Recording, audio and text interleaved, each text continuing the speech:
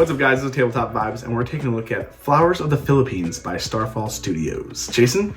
This is a game that combines tactics, strategy, flowers, and you know what, butterflies, why not? You know, throw that in there for good luck. Beautiful, peaceful game. Yeah, where like you have flowers, you have butterflies, and those flowers attract butterflies. Yes.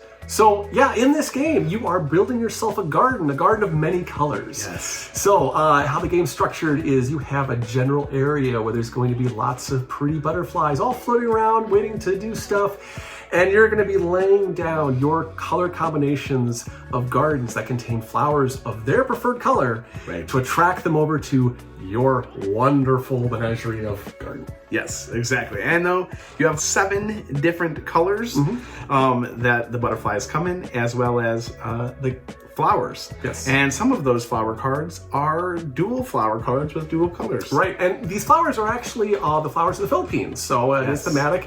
I'm not going to say any because, sorry, we tried to figure it out, and we just decided that. Yes, but the orange lily ones. You can look it up. The orange lily ones, those are my favorite. Those are really pretty. I really like them.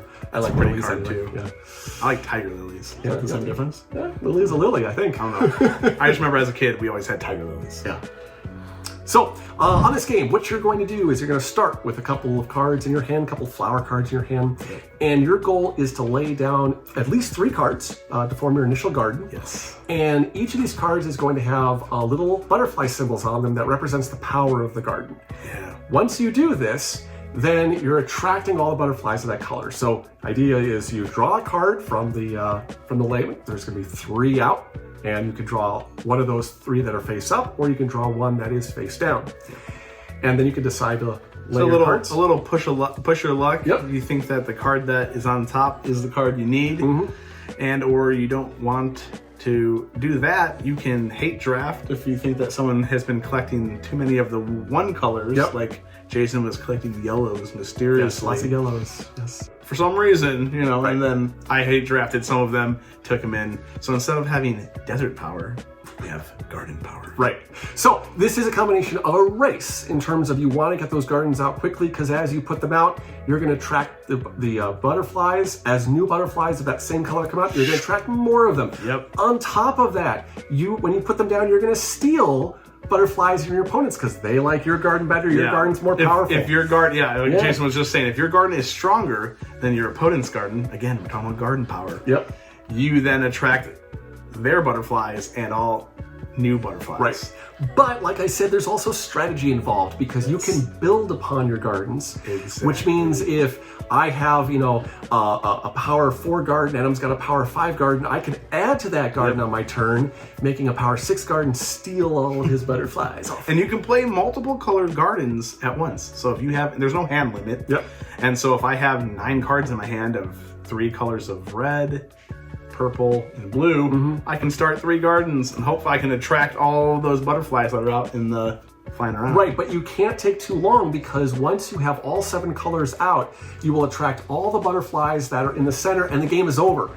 So there's this balance between how much do you build up to make that big play versus how quickly am I going to end the game. Right. Or do you hold back, wait for your opponent to do stuff, and then trump their power with better garden power and steal their butterflies? Right. And if that's not enough, there's also shiny butterflies, because what's better than regular butterflies? The shiny. Yeah, they're like shiny special butterflies with cool abilities. Every single color has one.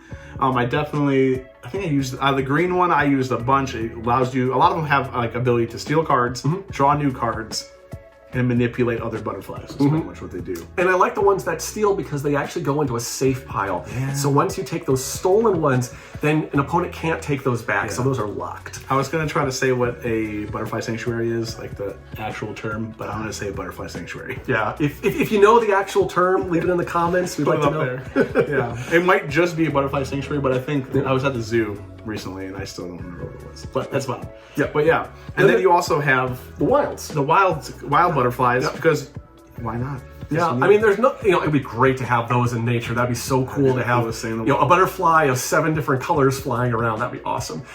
They are in this game, and what they will do is they will add to your initial card drop, because you have to put at least 3 colors, cards down to form an initial garden, but they don't actually add to the power of your garden, so they quickly get out. But But then you can also put 7 of one color down into your garden. Once Each color. Right. Once the wild butterfly appears, because there's a wild flower card that you can be used to make gardens, and then there's also wild butterflies that you need 7 different colors, and you can use dual cards. Yep.